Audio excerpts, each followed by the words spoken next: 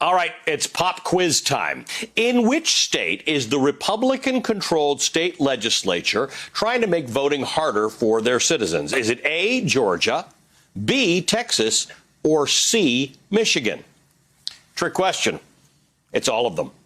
But Michigan is actually starting to stand out from the pack, not just for the particularly blatant voting restrictions that Republicans in the state are trying to pass, but for how they are trying to pass them. Right now, Michigan state Republicans have 39 different voting restriction bills in the state legislature. They've got a slim majority in both houses, so passing as many of those 39 bills as they want to shouldn't be a problem. But Republicans in Michigan only control the state House and the state Senate, unlike in Georgia or in Texas, where they're in complete control of the government because they've got the governor on their side. And you'd think that would present a problem for state Republicans and their bills in Michigan. The Democratic governor of Michigan, Gretchen Whitmer, has already said she will veto any bill they pass that restricts voting rights. So should be game over.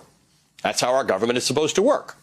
But the chairman of the Republican Party in Michigan announced late last month that he's got a plan, a workaround for that pesky veto thing. He wants to blend all of those bills into one big anti-voting rights package and sidestep the governor altogether. You see, Michigan law allows voters to petition lawmakers directly by gathering signatures to have lawmakers take up a piece of legislation, which sounds very, very democratic. But it only requires the signatures equaling 8% of the people who voted in the last governor's election. And once that is done and the legislature votes for it, bills passed that way cannot be vetoed by the governor. And I know that's a lot of procedural mumbo-jumbo for a Friday night, but when you look at the numbers, you realize how crazy this is, because that 8% of the people who voted in the last governor's election, that's about 340,000 people. That's how many signatures you need. There are nearly 8 million people in the state of Michigan who are old enough to vote. So they only need a little over 4% of the state's voting age population on board with this plan to get it through and avoid a veto. And the even wilder part of this is that we already know how the vast majority of the population of the state of Michigan's voters feel about this issue because they voted on it in 2018.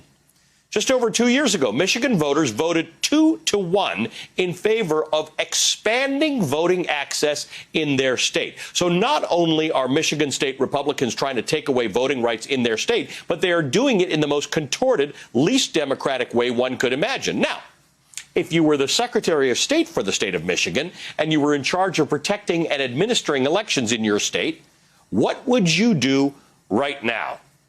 Well, you don't have to answer that question because joining us right now is the Michigan Secretary of State, Jocelyn Benson. Secretary Benson, good to talk to you. Thank you for being with us tonight. It's complicated stuff. I don't know how much of that I got right, but it does seem like something that seemed like a neat Democratic trick to be able to get people to introduce legislation might be used as a workaround to the actual democratic process and might work at restricting votes in Michigan.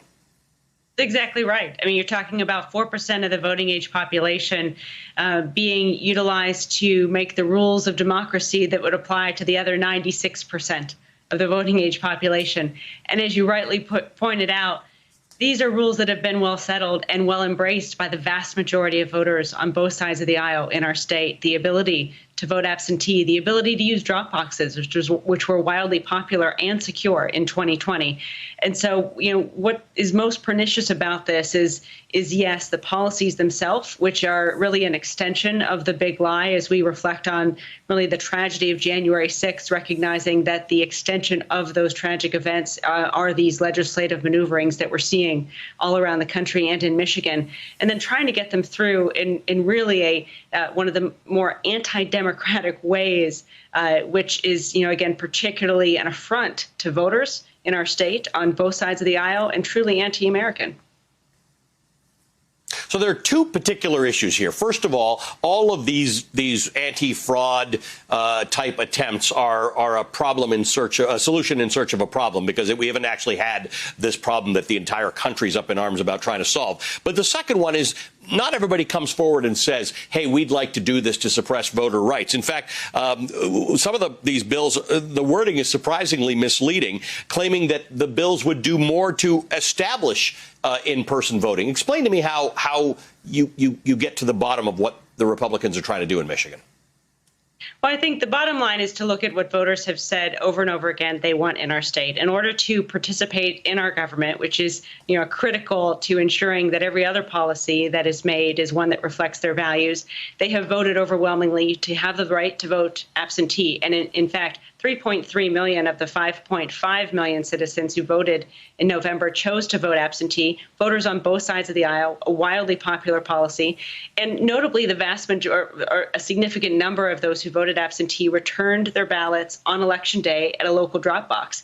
And one of these bills would actually eliminate the ability for voters to use local drop boxes on Election Day, which would thereby disenfranchise a significant number of those citizens who return ballots that way on Election Day. So these are a number of very technical, as you mentioned, policies that would combine to really undermine the will of the vast majority, millions of voters in this state, who have not only stated overwhelmingly that they want to be able to have an option to vote absentee or in person, both safely and securely, which we've been able to establish in our state, and they want to have confidence that when they choose that option, they choose their way of voting, that they'll be able to do so without any additional burdens.